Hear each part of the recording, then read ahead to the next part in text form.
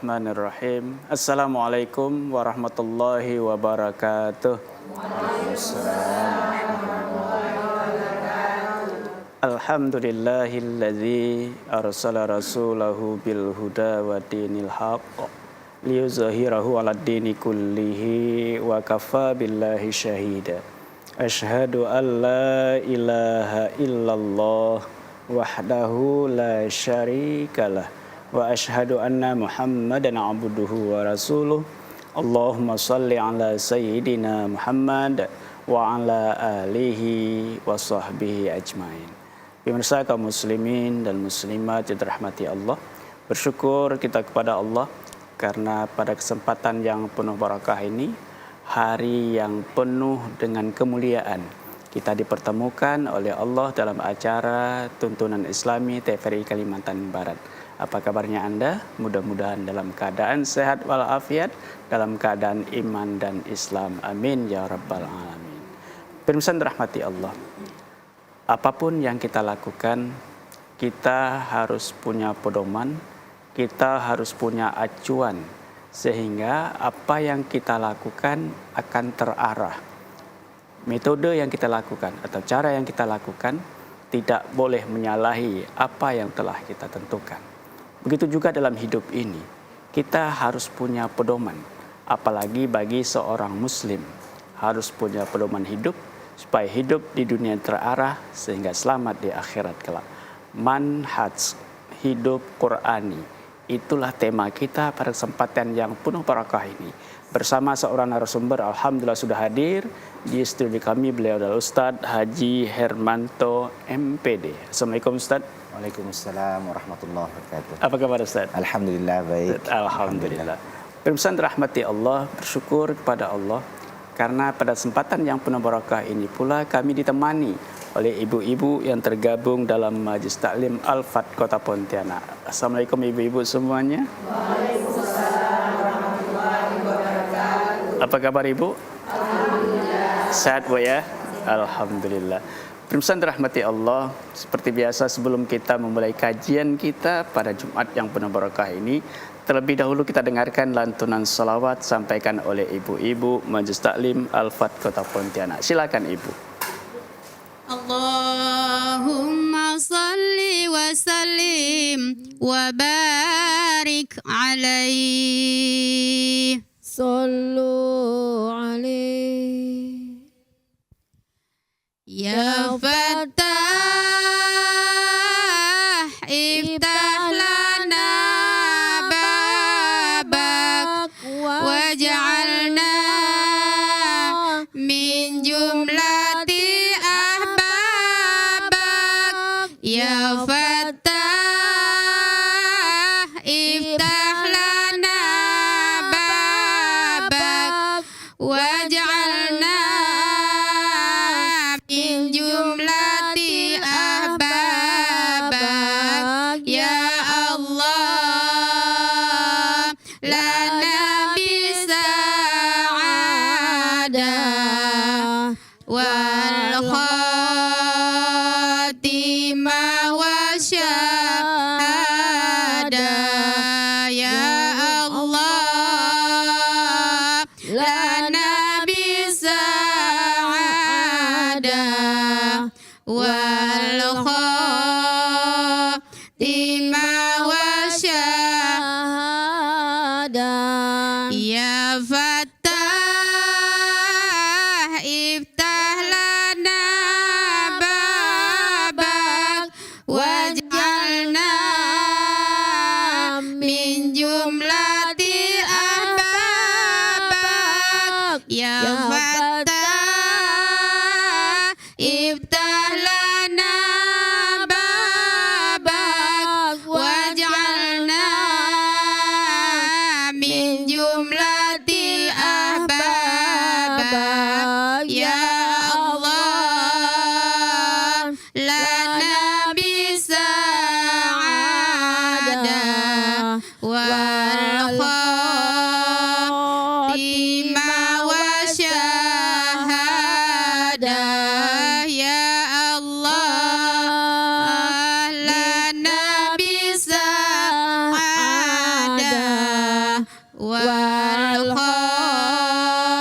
khotima wa syahadah. Ya mujib yasir umulana, ya majid sarif sunana, Ya mujib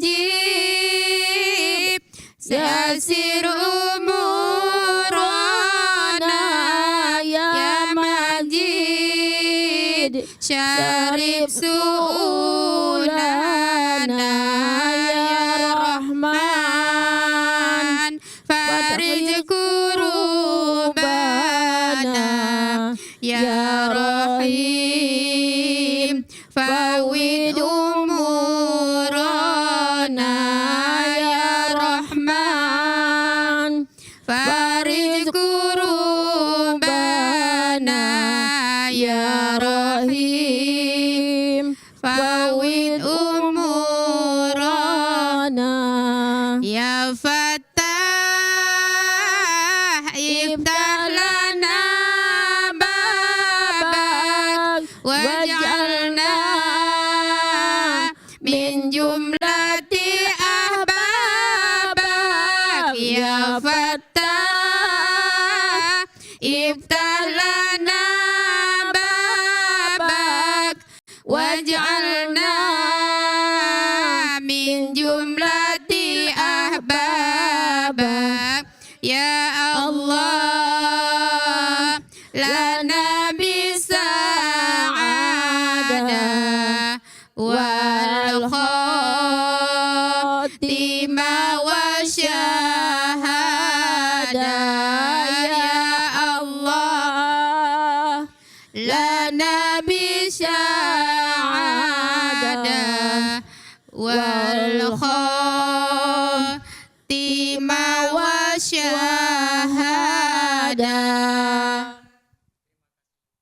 Kaum muslimin dan muslimat yang dirahmati Allah, itulah lantunan zikir yang disampaikan oleh ibu-ibu Majelis Taklim Al-Fat Kota Pontianak. Mudah-mudahan ketika kita selalu melantunkan asma Allah, selalu berzikir dan mengingat Allah Subhanahu wa taala, Allah juga selalu mengingat kita sebagai hambanya. Amin ya rabbal alamin. Baik Ustaz, tema kita manhaj hidup Pak Ustaz ya. Iya. Dengan Al-Qur'an atau manhaj hidup Al-Qur'an. Silakan Ustaz. Bismillahirrahmanirrahim. Assalamualaikum warahmatullahi wabarakatuh. Waalaikumsalam warahmatullahi wabarakatuh. Alhamdulillah wassalatu wassalamu ala Rasulillah wa ala alihi wa sahabatihi wa man wala. Ashhadu an la ilaha illallah wahdahu la syarika lah wa ashhadu anna Muhammadan abduhu wa rasuluhu la nabiyya ba'dah. Allahumma salli wa sallim wa barik ala sayyidil awwalin wal akhirin sayyidi waladi Adam yaumal qiyamah sayyidina Muhammadin wa ala alihi wa sahbihi ajma'in. Wa ba'du. Pemirsa yang rahmati Allah Subhanahu wa taala, sebagaimana yang kita yakini sebagai kaum muslimin, Al-Qur'an adalah hudan, sebagai petunjuk hidup.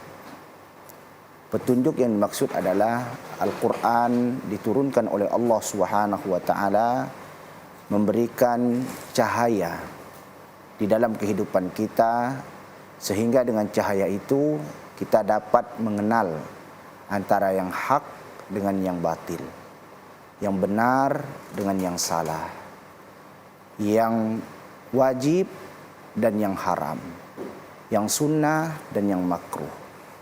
Karena hidayah dari Al-Quran. Dan Al-Quran juga selain sebagai hidayah yang bentuknya cahaya, juga hidayah dalam bentuk taufik, yaitu kemampuan hati seorang hamba untuk mengikuti yang benar itu adalah benar, dan kemampuan hati seorang hamba untuk menjauhi yang dilarang oleh Allah Subhanahu wa taala. Jadi Al-Quran ini dua-duanya, sebagai cahaya untuk menerangkan kepada kita antara yang hak dengan yang batil, dan sekaligus sebagai energi di dalam keimanan kita untuk mengikuti yang hak dan menjauhi yang batil. Sebagai kaum muslimin, kita meyakini semua kita yang muslim ini hidup di dalam hidayah. Tetapi hidayah berupa cahaya. Ada juga di antara kita yang sudah mampu mencapai hidayah dalam konteks memiliki kekuatan kolbu untuk mengikuti cahaya hidayah itu. Nah, inilah yang dimaksud dalam Al-Quran, hudan lil muttaqin. Al-Quran itu sebagai petunjuk bagi orang-orang yang bertakwa adalah maksudnya Al-Quran menjadi energi hidupnya. Maka dalam kesempatan ini bersama-sama kita menggali manhaj hidup Al-Quran yang termaktub di dalam suratul Kahfi. Surah Al-Kahfi ini surah yang sangat populer, apalagi di malam Jumat dan hari Jumat.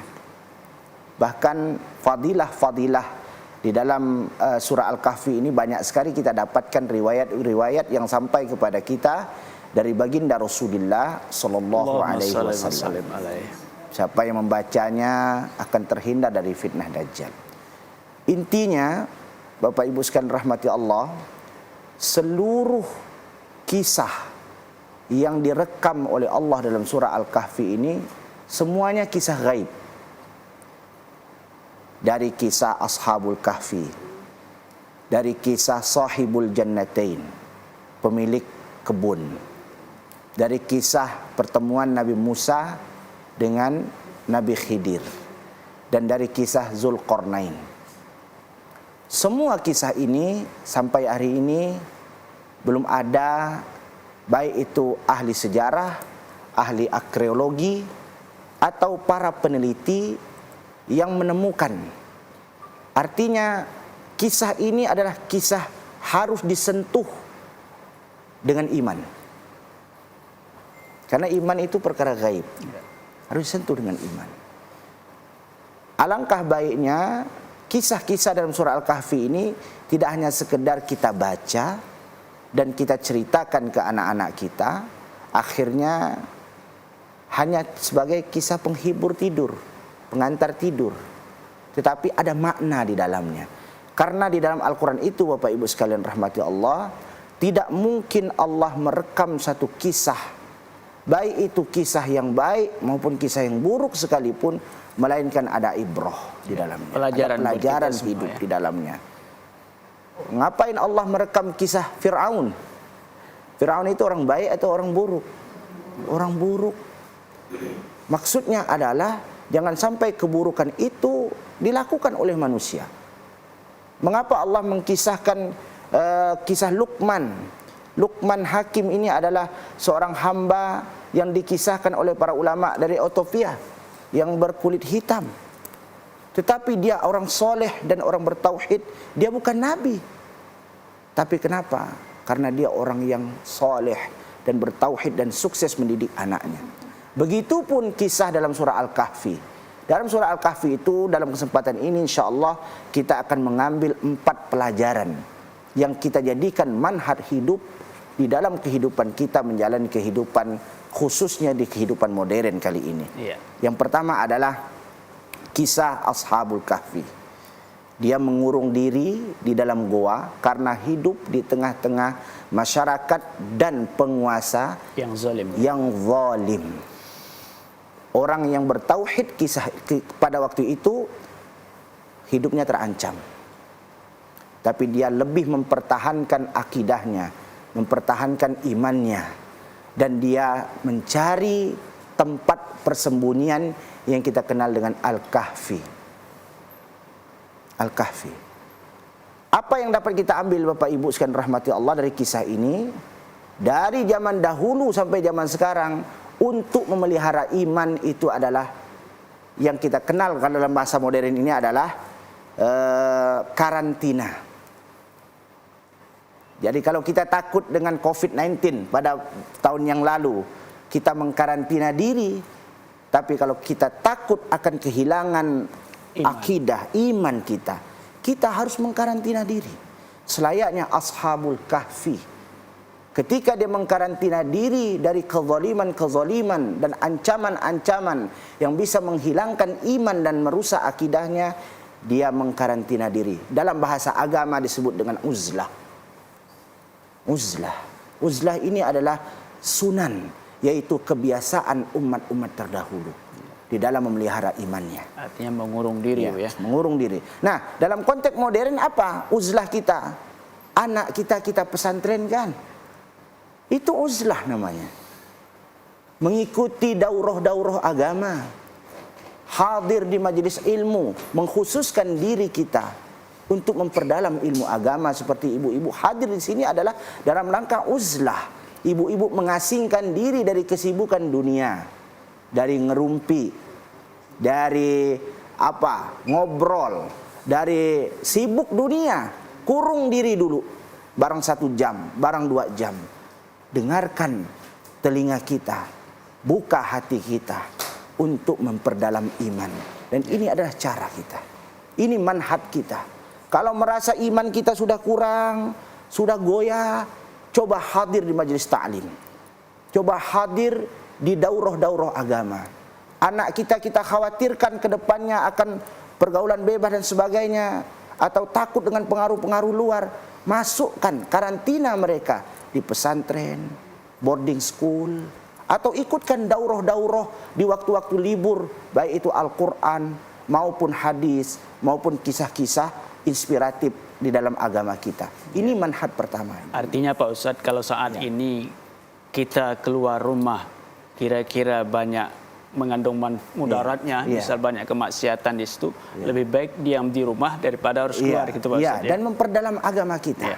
Memperdalam agama kita. Zaman dahulu uzlahnya adalah bertafakkur. Zaman sekarang adalah ta'lim. Itu memperdalam agama kita. Ya. Kemudian yang kedua, manhaj kehidupan yang kedua adalah terkenal dengan kisah 2 orang sahabat yang diberikan oleh Allah kebun. Ini adalah lambang kekayaan, lambang nikmat. Allah menguji manusia itu kadang-kadang dengan kesulitan, kadang-kadang dengan nikmat. Diuji dengan kesulitan atau musibah, banyak orang yang sukses karena tidak ada pilihan untuk membangkang.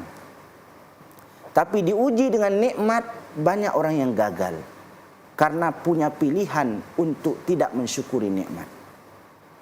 Nah, yang kedua ini, kisah 2 orang sahabat ini, satu orangnya diberikan nikmat yang banyak, kebun yang sangat luar biasa, rindang buahnya. Karena pada waktu itu lambang kekayaan hanya memiliki kebun dan petani, kemudian mengembala dan sebagainya. Ya, tapi dia tidak mensyukuri nikmat. Tidak mensyukuri nikmat. Kehidupan kita zaman modern hari ini, yang kalau bahasa orang banyak itu kehidupan materialistis dan hedonis. Semuanya diukur dengan uang. Orientasi hidupnya yang penting happy. Apapun yang dilakukan yang penting happy. Maka cobalah kita ikuti manhaj kehidupan yang ada di dalam Al-Quran Suratul Kahfi ini. Ya, artinya kalau kita diberikan nikmat oleh Allah berupa banyak harta, maka jangan lupa untuk bersyukur. Betul. Jangan lupa bersyukur, karena syukur itu adalah bentuk keimanan kita kepada Allah Subhanahu wa Ta'ala. Nanti kita lanjutkan Ustaz yang berikutnya. Ibu-ibu tetap di studio. Pemirsa kaum muslimin dan muslimat yang dirahmati Allah, tetaplah bersama kami dalam tuntunan Islami TVRI Kalimantan Barat setelah jeda berikut ini.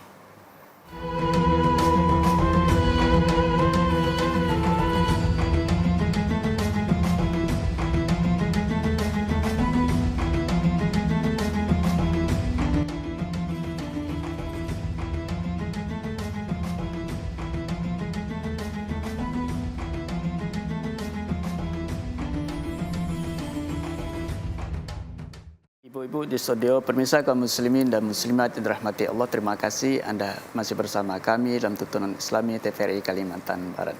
Baik Ustaz, kita lanjutkan. Tadi manhaj kedua, ketika dilimpahkan nikmat oleh Allah, maka kita wajib untuk bersyukur atas nikmat itu. Silakan lanjut Ustaz. Baik.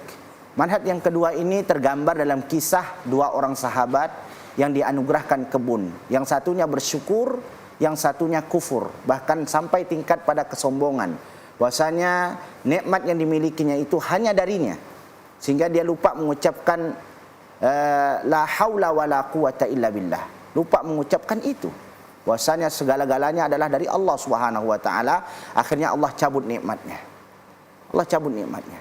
Mengukur segala sesuatu dengan kebendaan atau materialistis itu adalah lambang kufur nikmat. Lalu bagaimana cara kita bersyukur, Bapak Ibu sekalian rahmati Allah? Cara kita bersyukur adalah apapun yang kita miliki ini berasal dari Allah. Hatta diri kita, wajah kita yang rupawan, kesehatan kita, bahkan tetangga-tetangga kita yang baik, yang peduli dengan kita, bahkan sampai keamanan yang meliputi kita, rasa aman. Ibu-ibu datang ke sini tidak ada berpikir sedikit pun ada orang yang akan mencegat, akan membunuh. Rasa aman. Andai kata rasa aman itu dicabut, nikmat aman itu dicabut, maka saya yakin meskipun diberi upah datang ke sini, tidak akan mungkin ibu-ibu datang. Karena terancam. Karena terancam. Semua itu kita akui. Kita akui inilah nikmat dari Allah Subhanahu wa taala. Maka dengan cara seperti ini, manhaj kehidupan kita di dalam situasi hidup seperti apapun, maka inilah yang dikabarkan oleh Rasulullah SAW, ajaban li amril mu'min, sungguh menakjubkan urusan orang beriman. Seluruh urusannya itu baik semua. Kalau diberikan ujian berupa kebaikan, dia bersyukur. Kalau diberi ujian berupa musibah, dia bersabar. Dan tidak ada yang memiliki ini kecuali orang beriman. Ini manhaj yang kedua. Yang pertama tadi adalah istiqomah di atas iman. Yang kedua adalah bersyukur atas nikmat. Kemudian yang ketiga, ibu-ibu sekalian rahmati Allah, kisah pertemuan Nabi Musa alaihi salatu wassalam dengan Nabi Khidir. Ada yang mengatakan Nabi Khidir, ada juga yang mengatakan Khidir bukan Nabi. Kita ikhtilaf para ulama, tidak kita bicarakan, ya. Tetapi memberikan manhaj kehidupan bagi kita, bahwasanya Nabi Musa itu adalah orang yang kuat, orang yang berilmu. Allah ingin mengatakan, inna fauqa dzi ilmin alim. Setiap orang yang berilmu masih ada lagi orang yang berilmu di atasnya. Sehingga Nabi Musa tidak mampu menyingkap hikmah-hikmah yang terjadi ketika itu antara perjalanan beliau dengan Nabi Khidir alaihi salatu wassalam. Kenapa Bapak Ibu sekalian rahmati Allah? Ini juga ujian bagi kita semuanya. Bagi ibu-ibu, bagi kami, bagi semuanya yang merasa sudah sering hadir di majelis ilmu, jangan merasa sombong. Iya. Jangan merasa paling berilmu. Jangan merasa paling berilmu. Karena penyakit yang paling mudah menghinggapi hati orang berilmu adalah sombong. Memandang orang lain itu rendah semuanya. Sombong ini dalam bahasa agama adalah batarul haq wa ghamtun nas, yaitu menolak yang hak dan merendahkan manusia. Memandang orang lain rendah semua. Allah berikan pelajaran kepada kita. Kurang apa Nabi Musa alaihi salatu wassalam? Saya kira di dalam kisah Al-Quran, Nabi yang paling banyak diberikan mukjizat itu Nabi Musa alaihi salatu wassalam. Banyak sekali mukjizatnya. Banyak sekali kekuatan-kekuatan yang diberikan oleh Allah kepada ta'yid, pertolongan Allah untuk beliau banyak sekali. Sehingga Allah ingin memberikan pelajaran kepada kita. Walaupun Nabi Musa ini Nabi Kalimullah, mendapatkan gelar Kalimullah, Allah langsung berfirman kepada beliau dengan hikmahnya, dengan ilmunya, dengan kekuasaan Allah SWT. Tapi Allah ingin mengabarkan akan ada lagi hambaku. Ini menunjukkan bahwasanya orang berilmu tidak boleh sombong. Iya, bahwa dia orang berilmu di atasnya ada lagi orang yang lebih. Ya. Orang menguasai di bidang ini belum tentu menguasai bidang yang lain, Ustaz. Betul. Maka apa kata kalimat yang bagus itu seperti yang sampaikan guru-guru kita dulu, jadilah ilmu padi gitu. Yeah. Makin berisi makin menunduk.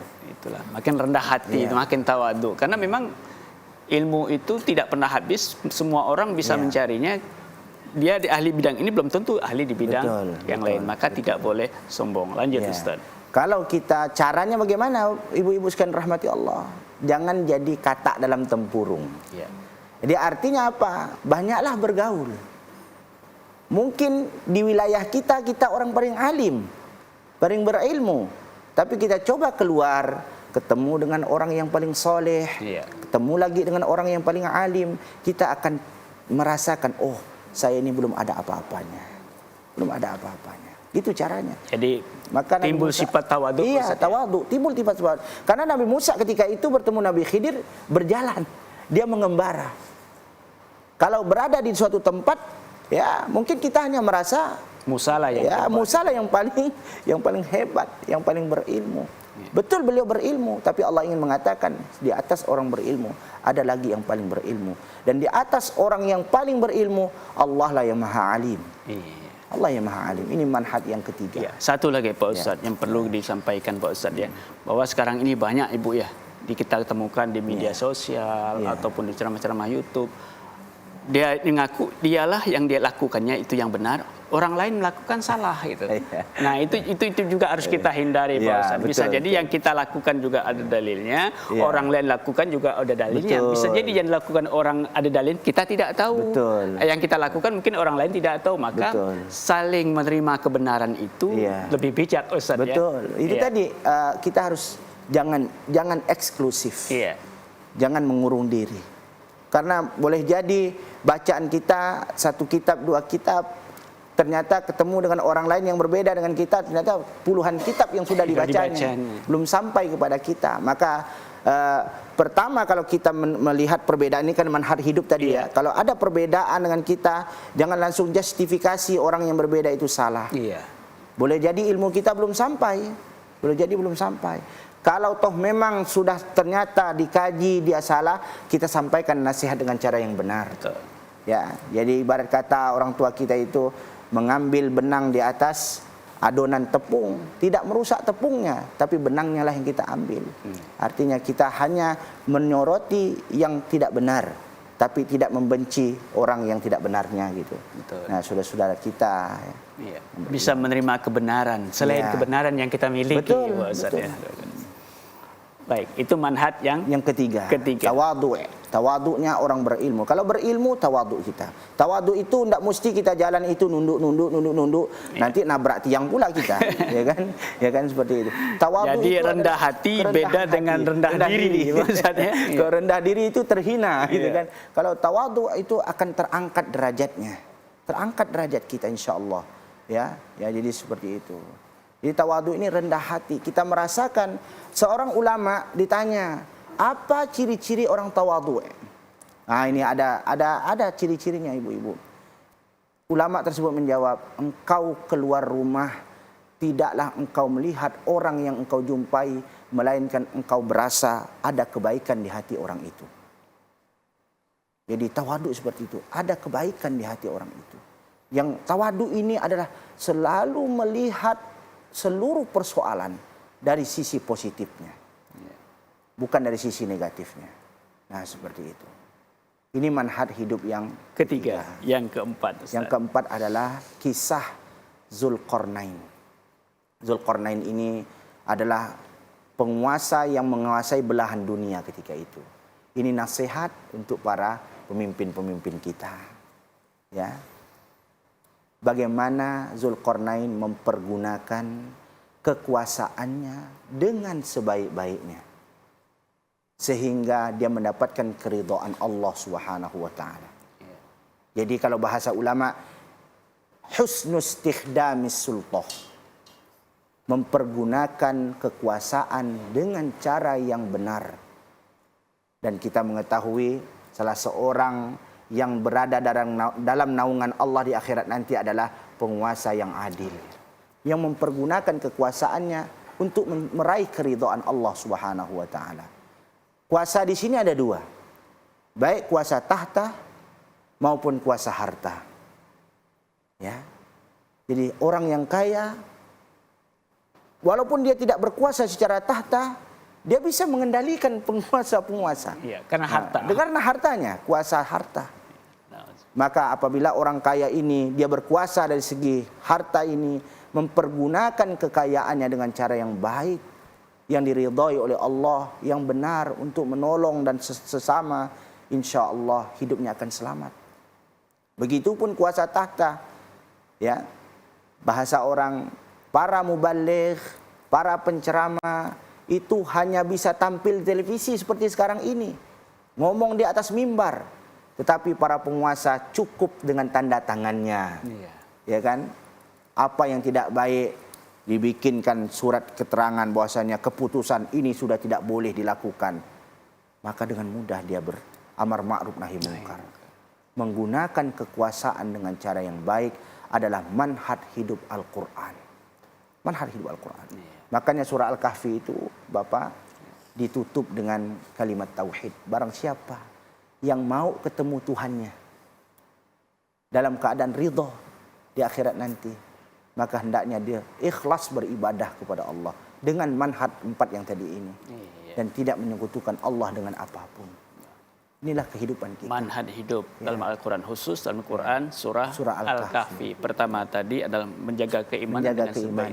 Yang kedua selalu bersyukur kita akan dapatkan nikmat. Yang ketiga tadi Ustaz, yaitu tawadu. Tawadu ketika mendapatkan ilmu, titipan ilmu dari Allah. Itu titipan Ustaz, ilmu. Tetap tawadu. Yang keempat adalah bagi penguasa mempergunakan kekuasaannya, yang kaya menggunakan hartanya sesuai dengan apa yang diharapkan oleh Allah Subhanahu wa taala. Baik Ibu, ada 4 manhaj Quran, khususnya surah Al-Kahfi yang sampaikan Ustaz kita. Silakan kalau ada pertanyaan dari Ibu. Silakan Ibu ya. Iya.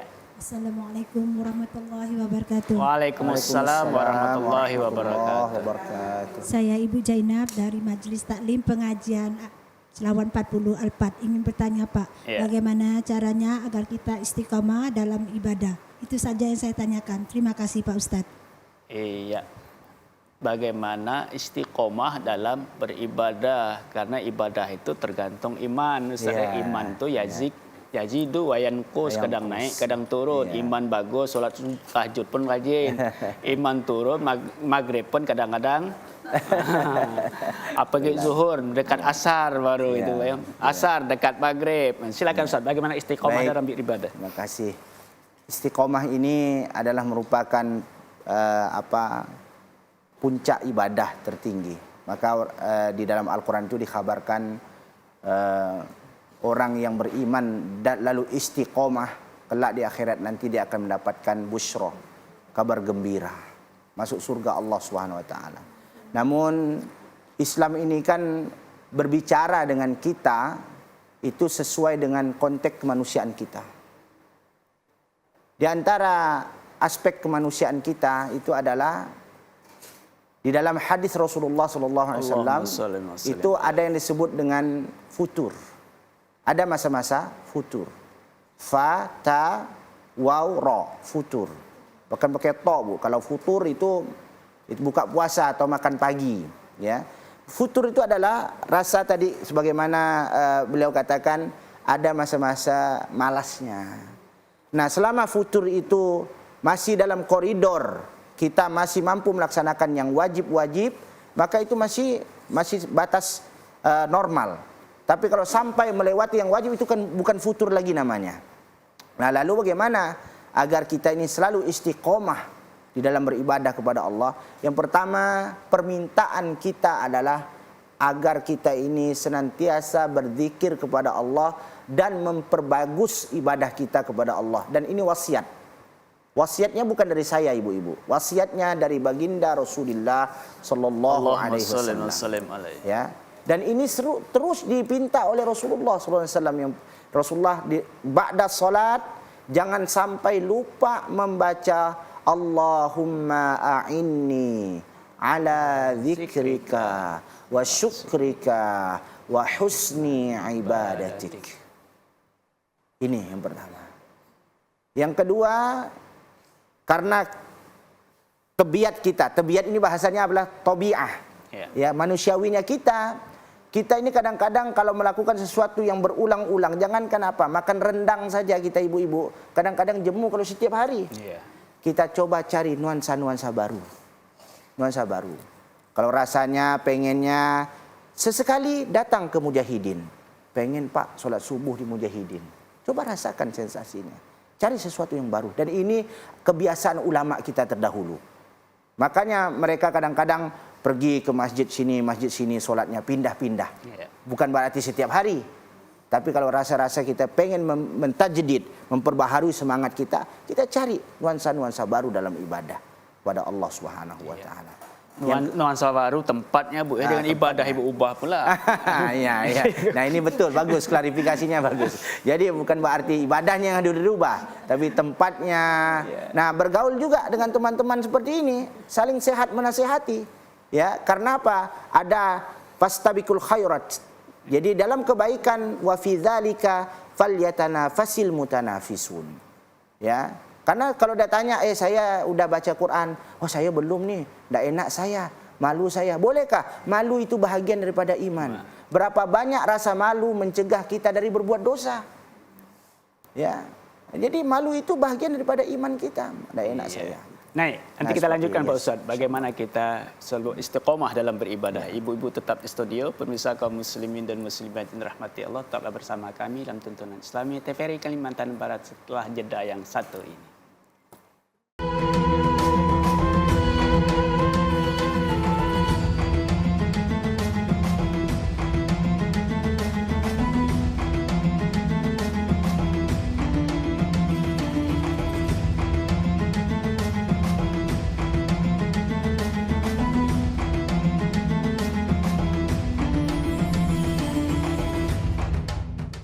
Ibu-ibu di studio, pemirsa kaum muslimin dan muslimat yang dirahmati Allah, terima kasih Anda masih bersama kami dan tuntunan Islami TVRI Kalimantan Barat. Baik, kita lanjutkan Ustaz. Tadi sudah terjawab Bu ya, tentang bagaimana kita istiqomah dalam beribadah, cari suasana yang membuat kita semangat untuk selalu beribadah dan juga bergaul dengan orang-orang yang senantiasa semangat dalam ibadah. Jangan ikut-ikutan orang yang lemah, nanti kita pun ikut lemah. Baik Ibu, silakan ada pertanyaan lain. Iya. Assalamualaikum warahmatullahi wabarakatuh. Waalaikumsalam warahmatullahi wabarakatuh. Saya bernama Zuraida. Izin bertanya Pak Ustadz. Apakah kita sebagai orang tua boleh bangga atas keberhasilan anak-anak kita? Iya. Ya, itu saja Pak Ustadz. Assalamualaikum warahmatullahi wabarakatuh. Waalaikumsalam warahmatullahi wabarakatuh. Boleh bangga Pak Ustadz dengan keberhasilan anak. Beda mungkin bangga dengan sombong Pak Ustadz. Iya, betul. Silakan Ustadz. Ya. Jadi merasa bangga itu sesuatu yang wajar. Tapi kalau melewati sampai membangga-banggakan sehingga timbul kesombongan, ya wajar. Seorang ayah misalnya bercerita anaknya alhamdulillah sudah wisuda dan sebagainya, sudah sukses. Tapi kalau niatnya untuk menyombongkan diri itu tidak boleh. Itu tidak boleh. Apalagi siapa dulu emaknya kan.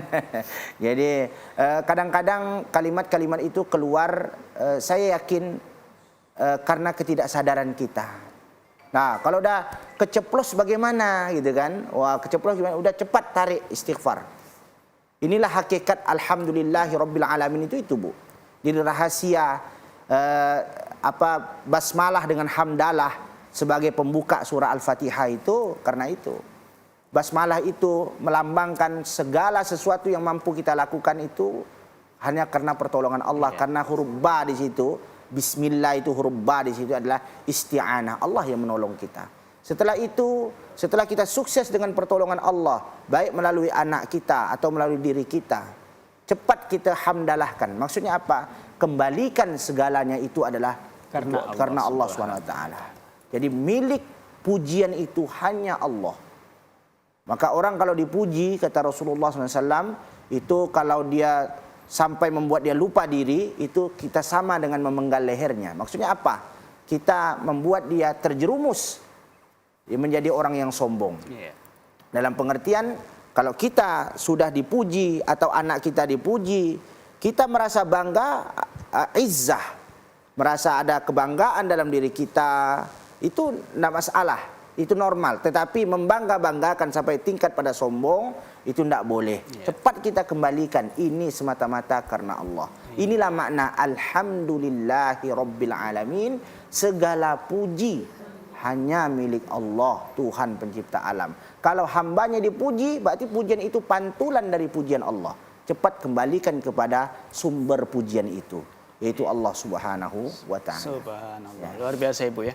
wajar Bu ya kalau anak prestasi, anak sukses kita bangga dan itu menjadi motivasi bagi anak. Jangan sukses, aku ndak emak. Lemah pula anak kan. Tapi dengan bangganya mak bangga dengan prestasimu, insya Allah menjadi penyemangat. Tapi jangan pula kemana-mana kita cerita pula. Kalau banyak cerita membangga-banggakan seperti yang sampaikan Ustaz tadi, dikhawatirkan timbul rasa sombong. Anak kau apa anakkunya? Nah, itu yang tak boleh. Silakan Ibu, silakan. Ada pertanyaan lain? Ya. Assalamualaikum warahmatullahi wabarakatuh. Waalaikumsalam warahmatullahi wabarakatuh. Saya Ibu Saripah Ustadz. Di sini saya mau bertanya. Seorang hamba itu sering berzikir kepada Allah Subhanahu wa taala. Iya. Di sisi lain dia merasa kehidupan itu merasa kekurangan gitu kan? Iya. Jadi apakah hamba tersebut termasuk hamba yang bersyukur? Nah, sekian pertanyaan, terima kasih Pak Ustaz. Waalaikumsalam warahmatullahi wabarakatuh. Waalaikumsalam warahmatullahi wabarakatuh. Ya, baik, Ibu, jadi dia sudah berzikir, sudah ibadah Bu ya, tapi hidupnya kekurangan terus dari segi materi gitu. Apakah dia juga harus bersyukur kena kurang itu Ibu ya? Silakan Ustaz. Baik. Semestinya seseorang hamba yang terus memuji Allah, berzikir kepada Allah ya, dia ridha dengan keputusan Allah. Ridha dengan keputusan Allah. Keputusan Allah itu ya, yaitu apapun yang diberikan kepadanya, kismah, pembahagian dari Allah untuknya, dia harus ridha. Tetapi harus bedakan ibu-ibu, dia harus mengambil sebab dulu. Mengambil sebab dulu. Jadi hidup kita ini kan hidup kausalitas, sebab akibat. Ya, jangan sampai dia berzikir kepada Allah, akhirnya dia tidak mau melaksanakan sebab yang lain. Sebab zikir sudah, sebab doa sudah. Tapi ada sebab lagi yang lain. Apa sebab yang lain? Ikhtiar. Ikhtiar itu apa? Memilih usaha yang terbaik, bukan berusaha saja. Kalau berusaha dalam bahasa Al-Quran itu kasab namanya. Atau sa'i. Itu berusaha. Tapi ikhtiar. Ikhtiar itu memilih usaha yang terbaik. Jadi kalau orang hanya berusaha, nanti usaha tak baik pun ikhtiar juga. Itu bukan ikhtiar namanya. Dia memilih usaha yang terbaik secara maksimal. Mengambil sebab. Setelah itu ternyata Allah memberikan kehendak rezekinya ini bedalah dari yang lain. Bahasa orang sudah peras keringat, banting tulang, tetangganya hanya main telepon-telepon, penghasilannya lebih luar biasa gitu kan. Ya udah kita katakan ini ujian untuk kita. Ujian untuk kita, dan kita harus ridha atas kismah dari Allah, pembahagian dari Allah Subhanahu wa taala. Ya, mestinya hatinya itu kalau berzikir ya harus menenangkan itu. Ya, kalau Allah berkehendak sedetik itu pun bisa saja dia menjadi orang yang kaya raya. Ya, nah seperti itu kita harus ridha. Karena zikir itu bukan untuk jadi orang kaya Bu ya. Zikir itu untuk ketenangan hati dalam rangka mengingat Allah Subhanahu wa taala. Kalau zikir banyak berzikir banyak menjadi orang kaya, Nabi Muhammad yang paling kaya. Karena beliaulah yang paling banyak zikirnya. Betul. Ya, Rasulullah SAW dikisahkan oleh Ibunda Aisyah radhiyallahu anha senantiasa berzikir kepada Allah fi kulli hin, di setiap saat. Kecuali ketika masuk toilet atau tempat-tempat yang tidak boleh menyebut nama Allah. Makanya setelah keluar dari toilet atau keluar dari khala, kamar kecil, beliau langsung mengucapkan ghufranaka, pengampunanmu ya Allah. Para ulama mengabarkan karena ketika itu lisan beliau berhenti berzikir. Makanya beliau mengucapkan ghufranaka, ya, berhenti berzikir. Maka Rasulullah SAW kalau mau zikirnya itu pengen jadi kaya, ya beliau paling kaya, betul. Ya kan? Kita berzikir bukan untuk kaya, tapi untuk ketenangan hati. Ala bizikrillah tatmainnul qulub. Terus kita beribadah juga bukan untuk jadi kaya. Ngapa kita ibadah tidak kaya-kaya gitu ya? Kita rajin sholat tapi kok tidak kaya? Karena orang rajin sholat bukan untuk jadi orang kaya. Kalau rajin sholat jadi orang kaya, maka Rasulullah juga orang yang paling kaya. Tapi insya Allah rezeki yang diberikan oleh Allah bukan berupa harta, ketenangan hidup, anak soleh soleha, kesehatan lahir dan batin, itu juga rezeki luar biasa yang tidak bisa dinilai dengan harta. Apa kayak duit? Nah, itu ya. Silakan Ibu, ada pertanyaan lain. Assalamualaikum warahmatullahi wabarakatuh. Waalaikumsalam warahmatullahi wabarakatuh. Nama saya Ibu Aida dari Selawat 40 Al-Fat. Ingin bertanya kepada Pak Ustadz, yaitu mengenai bagaimana kalau orang bersyukur tapi boros. Nah, itu saja Pak Ustadz. Tapi boros ya. Itu saja pertanyaan saya. Sekian dan terima kasih. Assalamualaikum warahmatullahi wabarakatuh. Waalaikumsalam warahmatullahi wabarakatuh. Kalau boros bersedekah sih bagus. Silakan Ustaz, silakan. Baik. Setiap nerima gaji alhamdulillah gitu ya. Tetapi membelanjakan hartanya dipoya-poyakan gitu ya. Jadi boros ini mohon maaf ya ibu-ibu, mohon maaf ya. Salah satu daripada perbuatan mohon maaf syaitan ya. Jadi mubadzirin akan ya, ikhwan syayatin ya. Wa kana syaitan li rabbih kafura. Jadi kalau dia bersyukur, syukur ini kan munculnya itu dari kolbu, dari hati. Nanti diikrarkan dengan lisan dan dibuktikan dengan anggota badan. Anggota badan.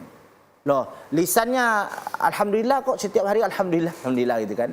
Tapi kolbunya mengakui kok itu dari Allah, tapi jawarehnya enggak. Enggak pernah ngasih. Enggak pernah ngasih, justru membelanjakan hartanya jalan Allah gitu kan. Jadi ada dua definisi boros dalam agama itu. Pertama, israf. Israf itu berlebih-lebihan. Misalnya porsi makannya 50 ya dia beli 80, itu israf namanya. Kalau mubazir itu lebih di atas israf lagi. Mubazir itu pokoknya yang tak penting pun semualah. Pokoknya gitu. Beli. Ibarat kata kalau dia pergi rumah makan, dia tak makan sambal ini, dia hanya makan ini. Itu pun belinya untuk ya membelanjakan harta yang betul-betul tidak dibutuhkan, dibelanjakan semuanya. Ya. Dan biasanya mohon maaf kaum Hawa ini banyak lapar mata, ya kan? Ya kan? Jadi saya kasih cara ibu-ibu. Boros dalam berimpak tidak masalah. Karena pintu masuk surga seorang istri atau seorang wanita itu banyak berimpak. Banyak berimpak. Itu pintu masuk surganya itu. Coba dirutinkan setelah majelis ini ibu-ibu, entah ke ambil waktu Jumat atau setiap hari 2.000 tapi rutinkan. Itu akan ibu panen nanti di akhirat kelak. Insyaallah itu. Akan melancarkan mungkin usaha suami ibu, akan menjaga suami ibu yang ibu khawatir terus suami saya ini gimana tapi seperti itu.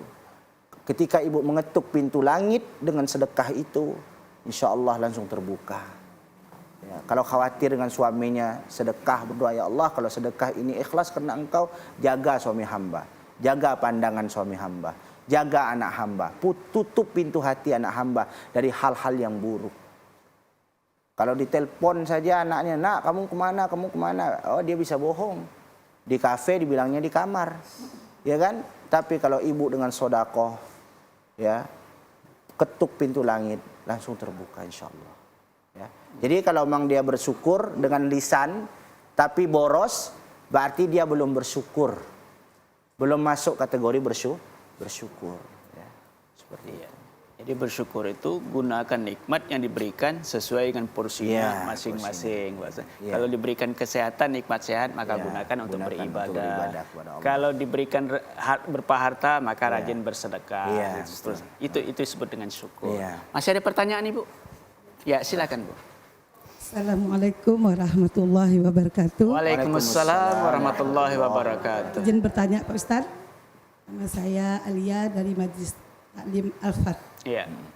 Bagaimana cara kita mengetahui dan memastikan suatu ilmu itu benar atau salah? Iya. Sekian, terima kasih. Pertanyaan saya Pak Ustadz. Assalamualaikum warahmatullahi wabarakatuh. Waalaikumsalam warahmatullahi wabarakatuh. Nah ini menarik nih Pak Ustadz. Sekarang ini kan yang namakan informasi dapat di mana saja Bu ya. Apakah Ibu punya HP kan? Ya, punya HP Android di mana saja mau tidur dapat informasi, bangun tidur dapat informasi, lagi masak dapat informasi. Nah, informasi-informasi itu tidak semuanya harus kita telantal mentah-mentah, Pak Ustaz. Harus bagaimana cara yang kita memilah bahwa ini benar dan ini tidak benar. Ya, menarik pertanyaan Ibu, silakan. Mungkin ada jawaban secara umum, ada secara teknis mungkin nanti. Iya.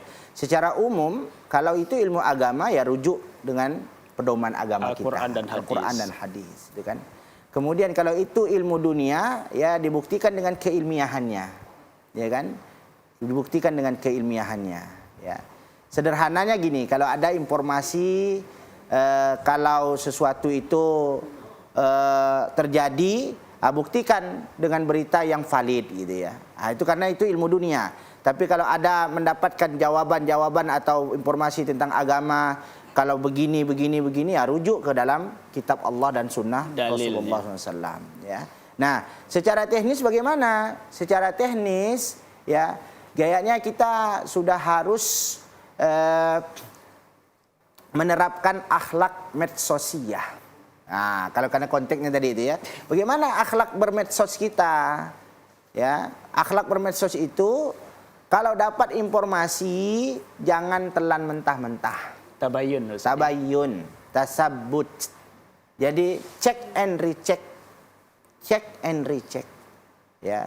Ini kadang-kadang kita main share saja, udah ditegur kawan, saya pun lupa baca. Nah, ini kan seperti itu.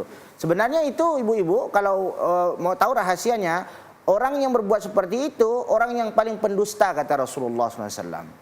Cukuplah seseorang itu disebut pendusta, setiap apa yang sampai kepadanya langsung di-share. Langsung di-share.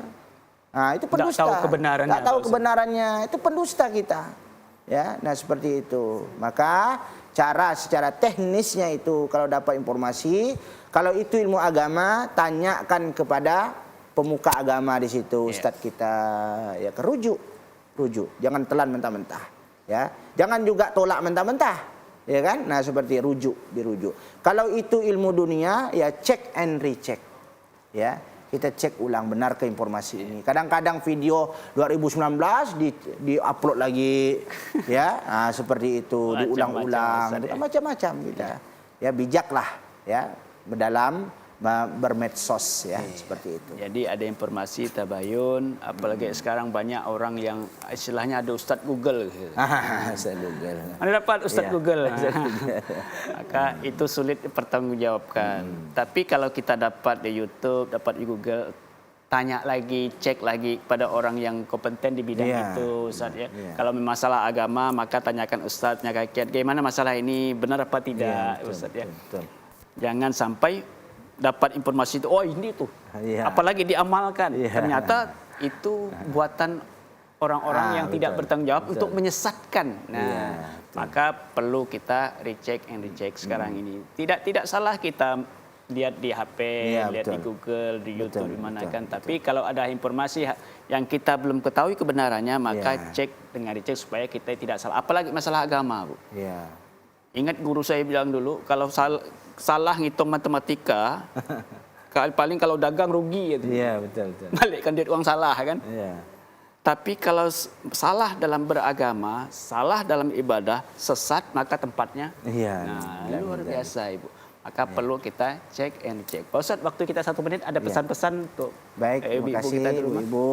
Mudah-mudahan ya. Salah satu manfaat dari Al-Quran itu agar menjadi hidayah, baik hidayah irsyadiyah yang tadi itu, petunjuk jalan, maupun hidayah taufiqiyah, penggerak hati kita untuk mengikuti petunjuk jalan itu dengan cara membacanya sambari mentadaburinya. Ya, tadabur itu apa? Kita merenungkan apa makna dari ayat ini, apa akibat dari ayat ini. Nah, 4 manhaj kehidupan Al-Quran ini kalau betul-betul kita terapkan, mudah-mudahan kita benar-benar menjadi muslim yang hakiki. Amin. Kita kembali kepada Allah, mencapai cita-cita tertinggi kita sebagai kaum muslimin, yaitu kalam terakhir kita, la ilaha illallah. Karena surah itu ditutup dengan surah tauhid, diawali dengan alhamdulillah dan diakhiri dengan tauhid la ilaha illallah. Ya. Demikian. Terima kasih Ustadz informasinya, ilmunya. Mudah-mudahan bermanfaat bagi kita. Ibu-ibu juga demikian, terima kasih atas kehadirannya. Mudah-mudahan singkat ini bisa menjadi ilmu bagi kita semua dan bisa kita amalkan dalam kehidupan kita sehari-hari. Amin ya rabbal alamin. Pemirsa kaum muslimin dan muslimat dirahmati Allah. Demikian perbincangan kita, persempatan yang penuh barakah ini. Mudah-mudahan bermanfaat bagi kita semua. Amin ya rabbal alamin. Billahi taufiq wal hidayah. Assalamualaikum warahmatullahi wabarakatuh. Waalaikumsalam warahmatullahi wabarakatuh. Allahumma shalli ala sayyidina Muhammad. Allahumma salli. Allahumma salli ala sayyidina Muhammadin tibbil qulubi wa dawaiha wa afiyatil abdani wa shifaiha wa nuril absari wa diyaiha wa ala alihi wa sahbihi wa sallam.